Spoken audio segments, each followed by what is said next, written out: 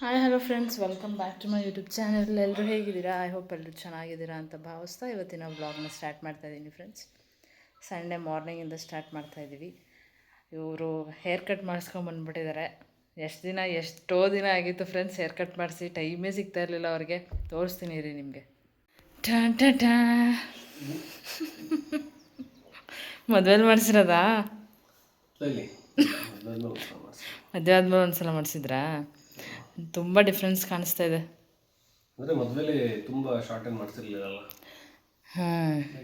ಅದಕ್ಕೆ ಜಾಸ್ತಿ ಗ್ರೋತ್ ಆಗಿತ್ತು. ಇವಾಗ ಫುಲ್ಲು ಶಾರ್ಟ್, ಬಿಯರ್ಡ್ ಎಲ್ಲ ಫುಲ್ ಶಾರ್ಟ್ ಮಾಡಿಸ್ಬಿಟ್ಟಿದ್ದೀನಿ. ಫ್ರೆಂಡ್ಸ್ ಹೇಗೆ ಕಾಣಿಸ್ತಾ ಇದ್ದಾರೆ ಕಮೆಂಟ್ ಮಾಡಿ. ನಿನ್ನೆ ವಿಡಿಯೋಗೂ ಇವತ್ತು ವಿಡಿಯೋಗೂ ಹೇಗೆ ಕಾಣಿಸ್ತಾ ಇದ್ದಾರೆ ಅಂತ. ಬೆಳಿಗ್ಗೆ ನಾನು ಎದ್ದೇಳಕ್ಕೂ ಮುಂಚೆ ಹೋಗ್ಬಿಟ್ಟು ಹೇರ್ ಕಟ್ ಮಾಡಿಸ್ಕೊಂಡು ಬಂದ್ಬಿಟ್ಟಿದ್ದಾರೆ. ಇವತ್ತು ಸಂಡೇ ಬೇರೆ, ಇನ್ನು ಲೇಟಾಗಿ ಹೋದರೆ ಫುಲ್ ರಶ್ ಆಗ್ಬಿಡ್ತಾರೆ. ಇದೇನು ಇಷ್ಟು ಬೇಗ ಎದ್ದೇಳ್ತಾ ಇದ್ದಾರೆ? ಅಲಾರಾಮ್ ಕೊಟ್ಕೊಂಡು 6:30ಗೆ ಎದ್ದು. ಅಲಾರಾಮ್ ಕೊಟ್ಕೊಂಡಿದ್ರಾ? ಇದೇನು ದಿನ ಅಲಾರಾಮ್ ಕೇಳಿಸ್ತಿರಲಿಲ್ಲ, ಇವತ್ತು ಕೇಳಿಸ್ತು ಅನ್ಕೋತಾ ಇದ್ದೆ. ಅಲ್ಲ, ಬೇರೆ ದಿನ ಫ್ರೆಂಡ್ಸ್ ಏನು ಗೊತ್ತಾ, ಡ್ಯೂಟಿಗೆ ಹೋಗೋ ದಿನ ಎದ್ದೇಳ್ಸಿದ್ರು ಎದ್ದೇಳ್ತಾ ಇರಲಿಲ್ಲ. ಇದು ನಂಗೆ ತುಂಬ ಸಲ ಅನುಭವ. ಇದು ನನಗೆ ಯಾವಾಗ್ಲೂ ಡ್ಯೂಟಿ ಏನಾದ್ರು ಇದೆ ಅಂದರೆ ನಿದ್ದೆ ಕರೀತಾ ಇರುತ್ತೆ. ಹೋಗ್ಬೇಕೀಗ ಡ್ಯೂಟಿಗೆ ಹೋಗ್ಬೇಕು ಒಂಥರ. ಈ ಭಾನುವಾರದಂತೂ ಫ್ರೀ ಮೈಂಡ್ ಅಲ್ವಾ, ಮೈಂಡ್ ಫ್ರೀ ಆಗಿದ್ರೆ ಹೇಳ್ತೀನಿ ಬೇಗ. ನನಗೇನು ಹೋಗ್ಬೇಕು ಅನ್ನೋ ಥಾಟ್ ಇದ್ರೆ ಇನ್ನೂ ಟೈಮ್ ಮಾಡ್ಕೊಂಡು ಮಲ್ಕೊತಾ ಇರ್ತೀನಿ. ಇನ್ನೂ 10 ನಿಮಿಷ ಐತೆ, ಇನ್ನೂ ಕಾಲೇಟ್ ಐತೆ, ಆ ಥರ ಅದೇ ಅನ್ಕೋತಾ ಇದೆ. ಡ್ಯೂಟಿಗೆ ಹೋಗ್ಬೇಕಾದ್ರೆ ಎಷ್ಟು ಎದ್ದೇಳ್ಸಿದ್ರು ಎದ್ದೇಳ್ತಾ ಇರಲಿಲ್ಲ. ಇವ್ರು ಏನು ಇವತ್ತು 6:30ಗೆ ಎದ್ದು ಕೂತ್ಕೊಬಿಟ್ಟಿದ್ದಾರಲ್ಲ ಅನ್ಕೋತಾ ಇದ್ದೆ. ಇದಾ ಮ್ಯಾಟ್ರು? ಅದು ಮ್ಯಾಟ್ರು. ಟೀ ಕಾಫಿ ಏನಾದರೂ ಬೇಕಾ? ಖಾಲಿ ಹೋಟೆಲ್ ಬರೀ ನಾನು ನೀರು ಮಾತ್ರ ಕುಡಿಯೋದು. ಟೀ ಕಾಫಿ ಕುಡಿಯಲ್ವಾ? ತುಂಬಿರೋ ಹೋಟೆಲ್ ಕುಡಿತೀರಾ ಟೀ ಕಾಫಿ? ಹೊಟ್ಟೆ ತುಂಬಬೇಕು. ಟಿಫನ್ ಆದಮೇಲೆ ಏನಾದರೂ ಟೀ. ಓಕೆ. ಹಾಯ್ ಫ್ರೆಂಡ್ಸ್, ಇವತ್ತು ಸಂಡೇ ಆಗಿರೋದ್ರಿಂದ ನನ್ನ ಮೂವಿಗೆ ಕರ್ಕೊಂಡು ಹೋಗ್ತಾ ಇದ್ದಾರೆ. ಯಾವ ಮೂವಿ ಮತ್ತೆ ಹೋಯ್ತು? ಧನ್ವೀರ್ ಇದ್ದಾರಲ್ಲ, ಲೇಟೆಸ್ಟ್ ಮೂವಿ ಇದೆಯಲ್ಲ ಅವ್ರದ್ದು, ಅಯ್ಯಗ್ರೀವ. ಇವಾಗ ರಿಲೀಸ್ ಆಗಿರೋದು ಹೊಸ ಮೂವಿ. ಹೋಗ್ತಾ ಇದ್ದೀವಿ, ಮಧ್ಯಾಹ್ನ ಶೋ ಹೋಗ್ತಾ ಇದ್ದೀವಿ. ಬನ್ನಿ ಹೋಗೋಣ. ಟೈಮ್ ಬೇರೆ ಆಗ್ಬಿಟ್ಟಿದೆ ಫ್ರೆಂಡ್ಸ್. ಇವರು ರೀಲ್ಸ್ ಮಾಡ್ತೀವಿ ಅಂದ್ಕೊಂಡು ಟೈಮ್ ವೇಸ್ಟ್ ಮಾಡಿಬಿಟ್ರು. ಅದು ಕರೆಕ್ಟಾಗಿ ರೀಲ್ಸ್ ಬರಲಿಲ್ಲ. ಎಲ್ಲಿ ಮೂವಿ ಇರೋದು? Mall of Mysuru. ಓಕೆ. ಹಾಗೆ ಫ್ರೆಂಡ್ಸ್, ಆವಾಗಲೇ ಹೇಳ್ದಾಗೆ ಮೂವಿಗೆ ಹೋಗೋಣ ಅಂತ ಪ್ಲ್ಯಾನ್ ಮಾಡ್ಕೊಂಡಿದ್ವಿ. ಅದ್ರ ಹಿಂದಿನ ದಿನನೇ ಅಂತ ಪ್ಲ್ಯಾನ್ ಮಾಡ್ಕೊಂಡಿದ್ವಿ. ಮಾರ್ನಿಂಗ್ ಹೋಗೋಣ ಅಂತ ಅಂದ್ಕೊಂಡಿದ್ವಿ, ಬಟ್ ಮಾರ್ನಿಂಗೇ ಹೋಗ್ತೀವಿ ಅಂತ ನಮಗಂತೂ ಕಾನ್ಫಿಡೆಂಟ್ ಇರಲಿಲ್ಲ. ಯಾಕಂದರೆ ಸಂಡೇ ಆಗಿರೋದ್ರಿಂದ ಎದ್ದೇಳೋದು ಲೇಟ್ ಆಗುತ್ತೆ. ಟಿಫನ್ ಎಲ್ಲ ಮುಗಿಸ್ಕೊಂಡು ನೋಡೋಣ, ಮಾರ್ನಿಂಗ್ ಆದರೆ ಹೋಗೋಣ, ಇಲ್ಲ ಅಂತಂದರೆ ಮಧ್ಯಾಹ್ನ ಹೋಗೋಣ ಅಂತ ಅಂದ್ಕೊಂಡಿದ್ವಿ. ಬಟ್ ಮಾರ್ನಿಂಗ್ ಅವರು ಹೇರ್ ಕಟ್ ಎಲ್ಲ ಮಾಡಿಸ್ಕೊಂಡು ಬಂದಿದ್ದು ಸ್ವಲ್ಪ ಲೇಟ್ ಆಯಿತು. ಟಿಫನ್ ಮಾಡಿದ್ದು ಲೇಟ್ ಆಯಿತು. ಒಂದು 10-10:30 ಆಯಿತು. ಟಿಫನ್ ಮಾಡಿಕೊಂಡು ಪ್ರಿಪೇರ್ ಮಾಡಿಕೊಂಡು ತಿಂದಿದ್ದೆಲ್ಲ ಲೇಟ್ ಆಯಿತು. ಅದಕ್ಕೆ ಮಧ್ಯಾಹ್ನ ಶೋಗೆ ಹೋಗ್ಬೇಡ ಅಂದ್ಕೊಂಡು ಸ್ವಲ್ಪ ಹೊತ್ತು ರೆಸ್ಟ್ ಮಾಡಿ ಆಮೇಲೆ ಫ್ರೆಶ್ ಅಪ್ ಆಗಿ ರೆಡಿಯಾಗಿ ಹೋದ್ವಿ. ಮೂವಿ ಇದ್ದಿದ್ದು ಮಾಲ್ ಆಫ್ ಮೈಸೂರು ಐನಾಕ್ಸಲ್ಲಿ. ಅಲ್ಲಿ ನಾವು ನೋಡಿದ್ವಿ ಯಾವ ಮೂವಿ ಇಂಟ್ರೆಸ್ಟಿಂಗಾಗಿ ಚೆನ್ನಾಗಿದೆ, ರೇಟಿಂಗ್ಸ್ ಯಾವುದ್ಯಾವ್ದಿದೆ ಅಂತ. ಹಯಗ್ರೀವ ಮೂವಿ ಒಂದು ಚೆನ್ನಾಗಿತ್ತು. ಟ್ರೇಲರ್ ನೋಡಿದ್ವಿ, ನನಗೆ ಯಾಕೋ ಇಷ್ಟ ಆಯಿತು. ಇದಕ್ಕೆ ಹೋಗೋಣ, ಒಂಥರ ಸಸ್ಪೆನ್ಸ್ ಥ್ರಿಲ್ಲರ್ ಟ್ರೇಲರ್ ಥರ ಇತ್ತು. ನೋಡೋಣ ಇದಕ್ಕೆ ಹೋಗೋಣ ಅಂತ ಹೋದ್ವಿ. ನಾವು ಕರೆಕ್ಟಾಗಿ ಹೋಗೋಷ್ಟ್ರಲ್ಲಿ ಒಂದು 5 ಮಿನಿಟ್ಸ್ ಇತ್ತು ಅಷ್ಟೇ. ಬೇಗನೆ ಹೊರಟ್ಬಿಟ್ಟಿದ್ವಿ. ನಾವು ಲೇಟ್ ಆಗುತ್ತೆ ಅಂದ್ಕೊಂಡು ಅರ್ಜೆಂಟಲ್ಲಿ ಹೋದ್ವಿ ಬೇಗನೆ. ಫ್ರೆಂಡ್ಸ್, ಮೂವಿ ಮುಗಿಸ್ಕೊಂಡು ಜಸ್ಟ್ ಹೋಗ್ತಾ ಇದೀವಿ. ಹೇಗಿತ್ತು ಮೂವಿ ಹಯಗ್ರೀವ? ಚೆನ್ನಾಗಿತ್ತು. ನನಗಂತೂ ಸಖತ್ ಇಷ್ಟ ಆಯಿತು. ಕಾನ್ಸೆಪ್ಟು ಒಂಥರ ಬೋರಿಂಗ್ ಆಗಿರಲಿಲ್ಲ, ಒಂಥರ ಕೊನೆವರೆಗೂ ಇಂಟ್ರೆಸ್ಟಿಂಗ್ ಆಗಿ ಇತ್ತು. Thrilling movie. ಏನಾದರೂ ಮೂವಿ ಪ್ಲ್ಯಾನ್ ಮಾಡ್ತಾ ಇರೋರು ಹೋಗಿ ಹಯಗ್ರೀವ ಮೂವಿ ನೋಡ್ಬೋದು. ತುಂಬ ಚೆನ್ನಾಗಿದೆ. ನನಗಂತೂ ಸಖತ್ ಇಷ್ಟ ಆಯಿತು. ಇಂಟ್ರೆಸ್ಟಿಂಗ್ ಆಗಿ ಆ ಕಡೆ ಈ ಕಡೆ ಎಲ್ಲೋ ಕಾನ್ಸಂಟ್ರೇಟ್ ಮಾಡದೆ ನೋಡಿದ್ವಿ. ಒಂಥರ ಇತ್ತೀಚಿನ ಫಿಲಮ್ಗಳು ನಾರ್ಮಲ್ ಸ್ಟೋರಿಗಳು ಇದೇ ಏನೋ ಒಂಥರ ಡಿಫ್ರೆಂಟ್ ಆಗಿ ಏನೋ ಬೇರೆ ತರ ಸ್ಟೋರಿ ಮಾಡ್ಬಿಟ್ಟಿದ್ದಾರೆ ನೋಡಿ. ಸಖತ್ ಯೂನಿಕ್ ಆಗಿದೆ. ಅದರಲ್ಲಿ ಸುನಿಲ್ ರಾವ್ ಇದಾರಲ್ಲ, ಸಖತ್ತಾಗಿ ಮಾಡಿದ್ದಾರೆ. ಮೇನ್ ಎಕ್ಸ್ಕ್ಯೂಸ್ ಮಿ ಫಿಲಮ್ ಅಲ್ಲಿ ಮಾಡಿದಾರೆ ನೋಡಿ. ಒಂಥರ ಅಂದ್ರೆ ಲವ್ ಅಲ್ಲಿ ಸೈಕ್ ಆಗಿರೋ ತರ, ಇದರಲ್ಲಿ ಬೇರೆದಕ್ಕೆ ಸೈಕ್ ಆಗಿರೋ ತರ ಒಂಥರ ಚೆನ್ನಾಗಿ ಮಾಡಿದ್ದಾರೆ. ಹೀರೋ ಅಂತೂ ಸಖತ್ ಲೆವೆಲ್ ಬಿಡಿ. ಧನ್ವೀರ್ ಅಲ್ವಾ, ಸಖತ್ತಾಗಿ ಆ್ಯಕ್ಟ್ ಮಾಡಿದ್ದಾರೆ. ಪೊಲೀಸ್ಗೂ ಅವ್ರಿಗೂ ಸಖತ್ ಸೂಟ್ ಆಗ್ತಾ ಇತ್ತು. ಚೆನ್ನಾಗಿ ಮಾಡಿದ್ದಾರೆ ಆ್ಯಕ್ಟಿಂಗು. ನನಗಂತೂ ಸಖತ್ ಇಷ್ಟ ಆಯಿತು. ಹೀರೋದು ಮತ್ತು ಸುನಿಲ್ ರಾವ್ ಎರಡು ಆ್ಯಕ್ಟಿಂಗು ಸಖತ್ತಾಗಿ ಇಷ್ಟ ಆಯಿತು. ಹಾಗೆ ಫ್ರೆಂಡ್ಸ್ ನಾವು ಹೊರಟಿದ್ದೆ ಮಧ್ಯಾಹ್ನ ಶೋ ಆಗಿರೋದ್ರಿಂದ ನಾವು ಅಲ್ಲಿಂದ ಮುಗಿಸ್ಕೊಂಡು ಬರೋಷ್ಟರಲ್ಲಿ 4 ಆಗಿತ್ತು. ಊಟ ಇನ್ನೂ ಮಾಡಿರಲಿಲ್ಲ. Morning tiffin ತಿಂದಿದ್ದಷ್ಟೇ. ಚಪಾತಿ ಮತ್ತು ಎಗ್ ಬುರ್ಜಿ ತಿಂದಿದ್ವಿ ಮಾರ್ನಿಂಗು. ಚಪಾತಿ ಅಂದರೆ ಸ್ವಲ್ಪ ಸ್ವಲ್ಪ ಹಾಗೆ ಮಂದಕ್ಕಿರುತ್ತೆ ಹೊಟ್ಟೇಲಿ, ಅದಕ್ಕೆ ಅಷ್ಟೊಂದು ಹೊಟ್ಟೆ ಹಸಿವಾಗಿರಲಿಲ್ಲ. ಹಾಗೆ ಆನ್ ದ ವೇ ಬರ್ತಾ ಸಿದ್ಧಾರ್ಥ ಲೇಔಟಲ್ಲಿ ನಾನ್ ವೆಜ್ ಏನಾದರೂ ತಿನ್ನೋಣ, ಇವತ್ತು ಸಂಡೇ ಅಂದ್ಕೊಂಡು ಬಂದ್ವಿ. ಬಟ್ ಇಡ್ಲಿ ಮತ್ತು ಚಾಪ್ಸ್ ಚೆನ್ನಾಗಿರುತ್ತೆ ಅಂತ ಹೇಳಿದ್ರು. ಬಟ್ ಇಡ್ಲಿ ಮುದ್ದೆ ಎಲ್ಲ ಖಾಲಿ ಆಗಿಬಿಟ್ಟಿತ್ತು. ಅದಕ್ಕೆ ನಾವು ಬಿರಿಯಾನಿ ರೈಸು ಮತ್ತು ಚಿಕನ್ ಗ್ರೇವಿ ತೊಗೊಂಡ್ವಿ. ನಿಜವಾಗ್ಲೂ ಸಖತ್ ಸ್ಯಾಟಿಸ್ಫೈ ಆಯಿತು. ಯೂಶ್ವಲಿ ನಾನ್ ವೆಜ್ ಹೋಟೆಲ್ಸಿಗೆ ಹೋದರೆ ಬಿರಿಯಾನಿ ಎಲ್ಲ ತೊಗೊತೀವಿ, ಹೊಟ್ಟೆ ತುಂಬುತ್ತೆ, ಸ್ವಲ್ಪ ತಿಂದ ತಕ್ಷಣ ಹೊಟ್ಟೆ ತುಂಬಿಡುತ್ತೆ. ಇದೊಂಥರ ಡಿಫ್ರೆಂಟಾಗಿ ನನಗೆ ಯಾಕೋ ಮನೇಲಿ ಮಾಡಿರೋ ಟೇಸ್ಟ್ ಸಿಕ್ತು ನನಗೆ ತುಂಬ. ಹಾಗೆ ಫ್ರೆಂಡ್ಸ್ ಮನೆಗೆ ಬಂದು ಸ್ವಲ್ಪ ಹೊತ್ತು ರೆಸ್ಟ್ ಮಾಡಿದ್ವಿ. ಅದಾದಮೇಲೆ ಸೌಮ್ಯ ಅಕ್ಕ ಅವರು ಬಂದರು. ಎಲ್ಲೋ ಊರಿಗೆ ಹೋಗಿದ್ರಂತೆ ಅವರು. ಅಲ್ಲೇ ಊರಿಂದ ಮುಗಿಸ್ಕೊಂಡು ಮನೆಗೆ ಹೋಗಿ ಇಲ್ಲೇ ಬಂದರು ಮಾತಾಡ್ಸ್ಕೊಂಡು ಹೋಗೋಣ ಅಂತ. ಅವ್ರ ಜೊತೆ ಎಲ್ಲರೂ ಡಿಸ್ಕಸ್ ಮಾಡ್ತಾಯಿದ್ದಾರೆ. ಅದಾದಮೇಲೆ ರಮ್ಯಾ ಅಕ್ಕ ಅವರು ಬಂದರು. ಎಲ್ಲರೂ ಕೂತ್ಕೊಂಡು ಅದು ಇದು ಅಂದ್ಕೊಂಡು ಟೈಮ್ ಪಾಸ್ ಮಾಡ್ಕೊಂಡು ಮಾತಾಡ್ತಾಯಿದ್ವಿ. ಈವ್ನಿಂಗ್ ಆಗಿತ್ತು, ಒಂದು 6 ಆಗಿತ್ತು. ರಮ್ಯಾ ಅಕ್ಕ ಅವರೆಲ್ಲೋ ಹೊರಗಡೆ ಹೋಗಬೇಕು ಅಂದ್ಕೊಂಡು ಬಂದು ಹೋಗ್ತಾಯಿದ್ರು.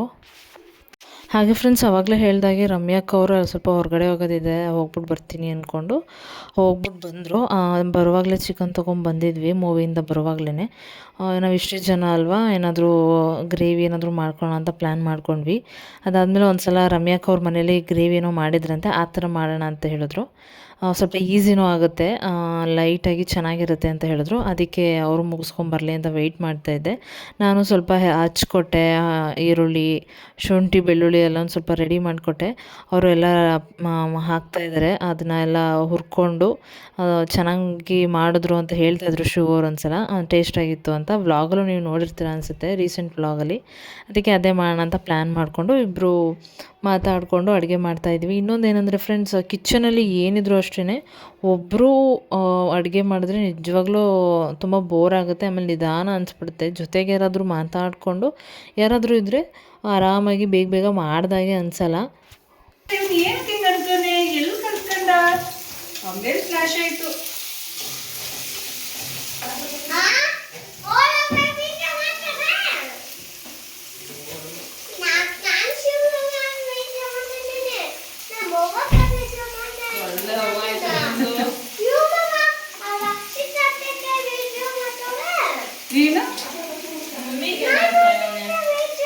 ನಾನು ನಮ್ಮ ಅವನಿಗೆ ವಿಡಿಯೋ ಮಾಡ್ತಾ ಇದ್ದೀನಿ. ಅವನಿಗೋಸ್ಕರ ಇನ್ನೊಂಚೂರು ಕೊತ್ತಂಬರಿ ಸೊಪ್ಪು.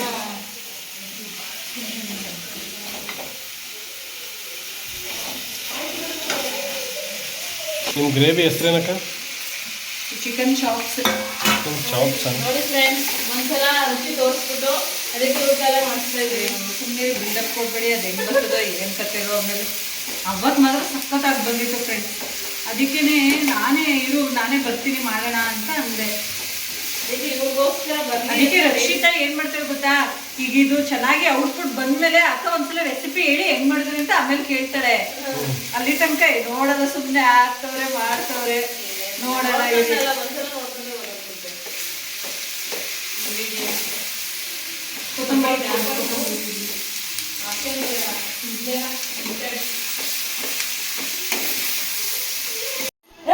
ಏನಂದ್ರು ಅಥರ್ವ, ನಿನ್ನ ತಮ್ಮಂಗೆ ಕೊಟ್ಬಿಡು ಅಂತಂದ್ರ ದೀಪಕ್ ಜ್ಯುವೆಲ್ಸಲ್ಲಿ. ಕೊಡಲ್ಲ ಅಂದ, ಕೊಡಲ್ಲ ಅಂದ. ಕೊಟ್ಬಿಡೋಣ, ತಮ್ಮಂಗೆ ಕೊಟ್ಬಿಡೋಣ. ಸರ ಬೇಕಾ ತಮ್ಮ ಬೇಕಾ? ತಮ್ಮ ಸಾಕು, ಸರ ಬೇಡ ಅಂತ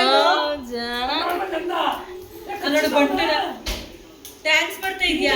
ಸುತ್ತಬಿಡ ಡ್ಯಾನ್ಸ್ ಡ್ಯಾನ್ಸ್. ಅಥರ್ವ ಇವಾಗ ನಿಮ್ಮ ಮಮ್ಮಿ ಫೋನ್ ಇಸ್ಕೊಳ್ಳೋದ, ಪಪ್ಪನ ಫೋನ್ ಇಸ್ಕೊಳ್ಳೋದ? ಅಜ್ಜಿ ಫೋನ್ ಕೆಟ್ಟೋಗಿದೆ. ಯಾವ್ದು ಇಸ್ಕೊಳ್ಳೋದ, ಮಮ್ಮಿದ ಪಪ್ಪಂದ? ಪಪ್ಪಂದ.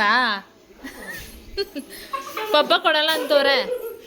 ಫ್ರೆಂಡ್ಸ್, ಚಿಕನ್ ಚಾಪ್ಸಾ ಗ್ರೇವಿನ? ಚಿಕನ್ ಚಾಪ್ಸ್ ಗ್ರೇವಿ ರೆಡಿ ಆಯಿತು. ನಮ್ಮ ರಮ್ಯಾಕ್ಕ ಅವರು ಟೇಸ್ಟ್ ಚೆನ್ನಾಗಿ ಮಾಡ್ತಾರಂತೆ. ಇದು ಮುಂಚೆ ಒಂದ್ಸಲ ಮಾಡಿದ್ರು, ನಾನು ಟೇಸ್ಟ್ ಮಾಡಿರಲಿಲ್ಲ. ಇವಾಗ ಮಾಡೋಣ ಅಂತ ಹೇಳಿದರು. ಹೊರಗಡೆ ಹೋಗಿ ಬರೋವರೆಗೂ ಮಾಡೋಣ ಅಂತ ಅಂದಿದ್ರು.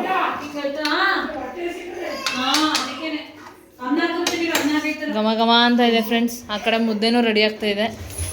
ಕಡೆ ಸಾಂಬಾರು ರೆಡಿಯಾಗಿದೆ, ಗ್ರೇವಿ ರೆಡಿಯಾಗಿದೆ. ಹಾಕ್ಕೊಡಿ. ಹಾಗೆ ಫ್ರೆಂಡ್ಸ್, ಊಟ ಎಲ್ಲ ಅಡುಗೆ ಎಲ್ಲ ರೆಡಿ ಆಯಿತು. ಫೈನಲಿ ಮುದ್ದೆನೂ ರೆಡಿ ಆಯಿತು. ಎಲ್ಲರೂ ಕೂತ್ಕೊಂಡ್ವಿ ಊಟಕ್ಕೆ. ನಿಜವಾಗ್ಲೂ ಸೂಪರಾಗಿತ್ತು. ಟೇಸ್ಟ್ ಮಾತ್ರ ನನಗೆ ಸಿಕ್ಕಾಪಟ್ಟೆ ಇಷ್ಟ ಆಯಿತು. ನೀಟಾಗಿ ಮುದ್ದೆ ರೈಸ್ ಎಲ್ಲ ಕಂಪ್ಲೀಟಾಗಿ ಊಟ ಮಾಡಿದೆ ಅನ್ನಿಸ್ತು. ಏನೋ ಒಂಥರ ಈ ಥರ ಸ್ಪೈಸಿ ಊಟ ಮಾಡಿದ್ರೆ ನನಗೆ ಯೂಶ್ವಲಿ ನಾನು ಜಾಸ್ತಿ ಸ್ವೀಟಿಗಿಂತ ಈ ಥರ ಸ್ಪೈಸಿ ಊಟ ಜಾಸ್ತಿ ತಿಂತೀನಿ. ಅದಕ್ಕೆ ಸ್ವಲ್ಪ ಎಕ್ಸ್ಟ್ರಾನೇ ತಿಂದೆ. ಒಂದು ಸಖತ್ ಮೆಮೊರಿ ಕ್ರಿಯೇಟ್ ಮಾಡಿಕೊಟ್ಟ. ನನಗೆ ಅವ್ನು ಬರೋಕ್ಕಿಂತ ಮುಂಚೆ ಇದ್ದಿದ್ದು ಅವ್ನು ಬಂದು ಹೋದ್ಮೇಲೆ ಅವನ್ನೇ ಒಂಥರ ಫುಲ್ ರೆಸ್ಪೆಕ್ಟ್ ಅವನ ಮೇಲೆ ಜಾಸ್ತಿ ಆಗೋಯ್ತು ಒಂಥರ. ಹೌದು, ನನಗೆ ಅಲ್ಲೇ ಫೀಲ್ ಆಯಿತು. ಅವನು ಮಾಡಿಕೊಟ್ನಲ್ಲ. ಆಕ್ಚುಲಿ ಏನು ಗೊತ್ತಾ, ನಾವು ತೀರಾ ಹತ್ರದಿಂದ ನೋಡಿದಾಗ ಎಕ್ಸಾಕ್ಟ್ ಬಿಡ್ಲಿಲ್ಲ ತಕ್ಷಣ ಅನ್ಸ್ಲಿಲ್ಲ. ಅದನ್ನ ವಿಡಿಯೋದಲ್ಲೇ ತೀರಾ ಹತ್ರದಿಂದ ಅದು ವಿಡಿಯೋ ಮಾಡಿ ಇದ್ರಲ್ಲಿ ನೋಡಿದ್ಮೇಲೆ ಇನ್ನೂ ಜಾಸ್ತಿ ಫೀಲ್ ಆಯ್ತಲ್ಲ ಆ ವಿಡಿಯೋದಲ್ಲಿ. ನಾನು ಅದು ಎಷ್ಟೆಲ್ಲ ನೋಡಿದ್ದೀನಿ ಈಗ, ಅಷ್ಟೇನೇ ಇಲ್ಲ.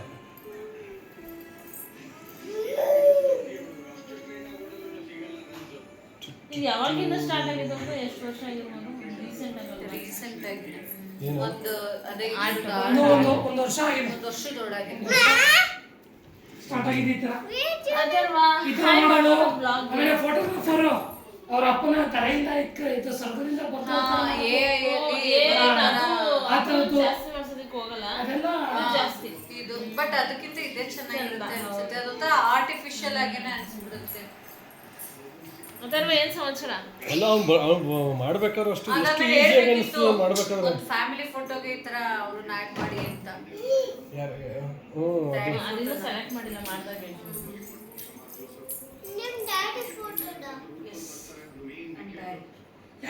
ಡ್ಯಾಡಿ ಯಾವ್ದಾರ ಒಂದು ನಿಂತಿರೋ ಫೋಟೋ ಬೇಕು. ಇಲ್ಲಾಂದ್ರೆ ಕೂತಿರೋದು ಕೂತಿರಲ್ಲ ಅದ್ರಲ್ಲೇ ಈ ಫೋಟೋ ಕೊಟ್ರೆ ಮೇಲೆ ಇದಾಗುತ್ತೆ. ಏನಾಯ್ತು ಮೊನ್ನೆ ಹೌದು, ಈ ಫೋಟೋ ಡ್ಯಾಡಿ ಸಿಗ್ತಾ ಇತ್ತಲ್ಲ, ಸೂರ್ಯಕುಮಾರ್ ಊಟ. ಅಕ್ಕ ನೀವು ನೋಡ್ತೀರಾ ಕ್ರಿಕೆಟ್ ಎಲ್ಲ? ಅಲ್ಲೂ ಅಟ್ಲೀಸ್ಟ್ ಅರ್ಥ ಆಗುತ್ತೆ ನಿಮಗೆ? ಅರ್ಥ ಆಗುತ್ತೆ, ಹಾಂ, ಅರ್ಥ ಆಗುತ್ತೆ. 90% ಅರ್ಥ ಆಗುತ್ತೆ.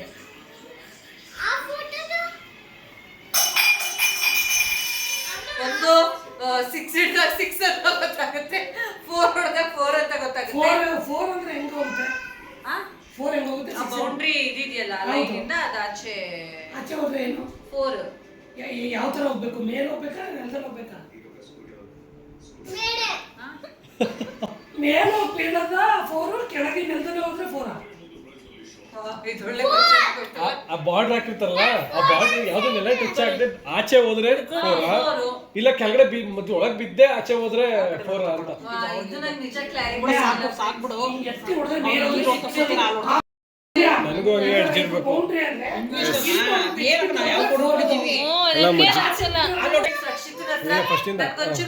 ನಾನೇನೋ ಒಂಚೂರು ಬಿಲ್ಡಪ್ ತಗೋತಾ ಇದ್ದೆ. ರಕ್ಷಿತ ನನಗೆ 90% ಗೊತ್ತು ಕ್ರಿಕೆಟ್ ಬಗ್ಗೆ ಅಂತ. ಅಷ್ಟರಲ್ಲಿ ಇವ್ರು ಬಂದ್ಬಿಟ್ಟು ಇವನ್ ಬೇರೆ ಯಾರು ಕ್ವಶನ್ ಕೇಳಿದ್ದು 4, 6 ಬಗ್ಗೆ ಇವ್ರೆ ಇವನ್ ಶಿವು ಕೇಳಿದಾರ ಹೆಂಗೋ ಮ್ಯಾನೇಜ್ ಮಾಡ್ತಿದ್ದೆ. ಈ ನವೀನ್ ಅವ್ರು ಬಂದ್ಬಿಟ್ಟು ಇವ್ರು ಬರೀ ಕಿತಾಪತಿ. ಇವರು ನಾನು ಒಂದು ಫ್ರಾಡ್ ಎಲ್ಲ ನನಗೆ 1% ಗೊತ್ತಿಲ್ಲ ಕ್ರಿಕೆಟ್ ಬಗ್ಗೆ. ಏನು ಗೊತ್ತಾ, ತಿಳ್ಕೊಂಡ ಫೋರ್ ಅಂದ್ರೆ ಏನು, 6 ಅಂದ್ರೆ ತಿಳ್ಕೊಂಡ ಗೊತ್ತಾಯ್ತಾ? ರಕ್ಷಿತ್ ನಾನು ಹೇಳ್ಬೇಕಂದ್ರೆ ಬಡ ಬಡ ಬಡ ಬಡ ಅಂತಲ್ಲ ಹೇಳ್ಕೊಡಕ್ ಹೋದ್ರೆ ಇಂಟ್ರೆಸ್ಟಿಂಗ್ ಇರಲ್ಲ. ನನಗೆ ಇಂಟ್ರೆಸ್ಟ್ ಇಲ್ಲ ಅಂದ್ರೆ ಕೇಳ ಪ್ರಯೋಜನ. ಜನರಲ್ ನಾಲೆಜ್ ಗದ್ರ ತಿಳ್ಕೊ. ಅವಳಿಗೆ ಹಿಂಗೆ ಕ್ರಿಕೆಟ್ ಗಿಕೆಟ್ ಹಾಕೊಂಡ್ರೆ ಇರಿಟೇಷನ್ ಅವಳಿಗೆ. ಗಂಡ್ಮಕ್ಳಿಗೆ ಏನು ಗೊತ್ತಾ, ಒಂದು ಕಾರ್ ಕ್ರೇಜ್ ಇರುತ್ತೆ, ಬೋರ್ ಆಗ್ತಿರುತ್ತೆ ಅಂದ್ರೆ RCB ಅವೆಲ್ಲ ಸ್ವಲ್ಪ ಕ್ರೇಜ್ ಇರುತ್ತೆ. ಒಂದು ಕಾರ್ ಕ್ರೇಜ್ ಇರುತ್ತೆ, ಒಂದು ಕ್ರಿಕೆಟ್ ಕ್ರೇಜ್ ಇರುತ್ತೆ, ಒಂದು ಫ್ರೆಂಡ್ಸ್ ಕ್ರೇಜ್. ಈ ಮೂರು ಅಯ್ಯೋ ಮದ್ವೆ ಆದ್ಮೇಲೆ ಫ್ರೆಂಡ್ಸ್ ಕ್ರೇಜ್ ಸ್ವಲ್ಪ ಒಂದ್ ರೇಂಜ್ ಕಡಿಮೆ ಆಯ್ತದೆ. ನಿಮ್ಗೆ ಫ್ರೆಂಡ್ಸ್ ಕ್ರೇಜ್ ಇದೆಯಾ? ಕಡಿಮೆ ಹೋಗಿದೆ, ಆಲ್ಮೋಸ್ಟ್ ಆಗ್ಲೇ ಕಡಿಮೆ. ಕೆಲವು ಸಲ ಅನ್ಸುತ್ತೆ ಮೀಟ್ ಮಾಡ್ಬೇಕು ಫ್ರೆಂಡ್ಸ್ ನ ಒಂದು. ಅದ್ರಲ್ಲೂ ಯಾವಾಗ ಅಂತ ಅನ್ಸೋದು ಮದ್ವೆ ಆಗಿ ಸ್ವಲ್ಪ ಹಳೇದಾದ್ಮೇಲೆ ಅನ್ಸುತ್ತೆ ಹೆಂಡತಿ ಹಳೇದಾದ್ರೂ ಗುರು ಒಂಚೂರು ಫ್ರೆಂಡ್ಸ್ ಜೊತೆ ಟೈಮ್ ಕಡಿಬೇಕು ಅಂತ. ಬಿಡಮ್ಮ ಕೆಳಗಡೆ ಬಿಡಮ್ಮ ಮಜ್ಜಿಗೆ ಕುಡಿಯಕ್ಕ. ಅಂದ್ರೆ ಈಗ ನಮ್ಗೆ ಅನಿಸಿದೆ ಅಂತ ಹೇಳ್ತಿದ್ಯಾ? ನಮ್ಗೆ ಅನಿಸಿದೆ ಅಂತ ಹೇಳ್ತಿದ್ಯಾ? ಅವ್ರಿಗೆ ನಾನೇ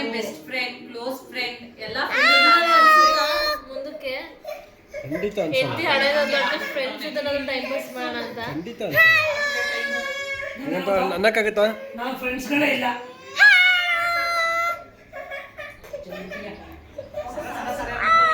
ಫ್ರೆಂಡ್ಸ್ ಇವ್ರಿಗೆ ಒಂದು ಕಾಲದಲ್ಲಿ ಹೆವಿ ಫ್ರೆಂಡ್ಸ್ ಈಗಲೂ ಇದ್ದಾರೆ, ಟೈಮ್ ಜಾಸ್ತಿ ಸ್ಪೆಂಡ್ ಮಾಡ್ತಿದ್ರಂತೆ.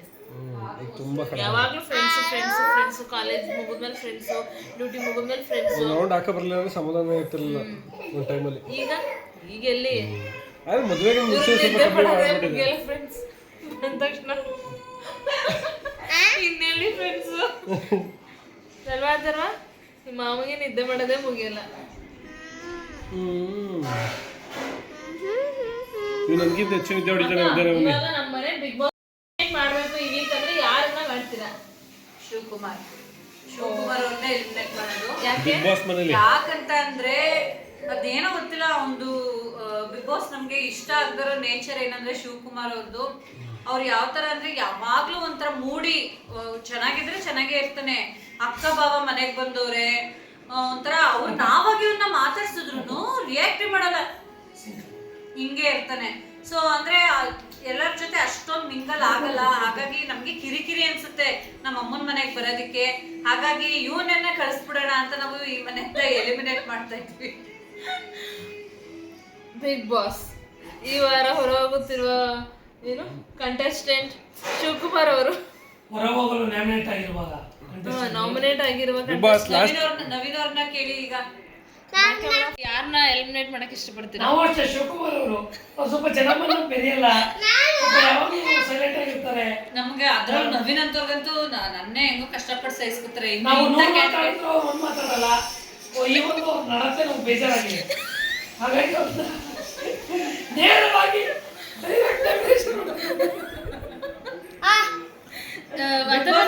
ಅಥರ್ವ ಅವರು ಯಾರನ್ನ ನಾಮಿನೇಟ್ ಮಾಡ್ತಾರೆ? ಅಲ್ಲಿ ಕ್ಯಾಮ್ರಾ ನೋಡ್ತಾ ಹೇಳಿ. ಇವ್ರಿಬ್ರು ಕಳ್ಸ್ಬಿಟ್ಟು ನಾವೇ ಇದ್ಬಿಡೋದಾ? ಸೂಕ್ತ ಕಾರಣ ಕೊಡಿ. ಕನ್ನಡದಲ್ಲಿ ಈಗ ಯಾರನ್ನ ಮನೆಯಿಂದ ಆಚೆ ಕಳ್ಸೋಣ? ರಕ್ಷಿತಾ ಅತ್ತೆನಾ? ಕಾರಣ ಹೇಳು, ರೀಸನ್ ಹೇಳು. ಯಾಕೆ ಅಂತ ಹೇಳು.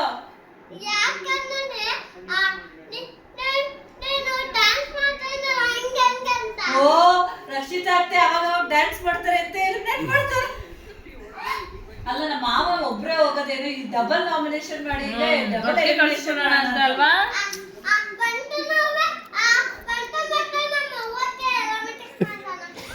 ಬಂಟುಗೆ ಅವ್ರಿಗೆ ನಮ್ಮ ಅವ್ವಗೆ ಎಲಿಮಿನೇಟ್ ಮಾಡಿ ಎಲ್ರಿಗೂ ಗೋಲ್ಡ್ ಕೊಡ್ತೀನಿ ಅದಕ್ಕೆ ಬಂಟುಗೆ ಎಲಿಮಿನೇಟಿಂಗ್ ಮಾಡ್ಬಿಡೋದಾ?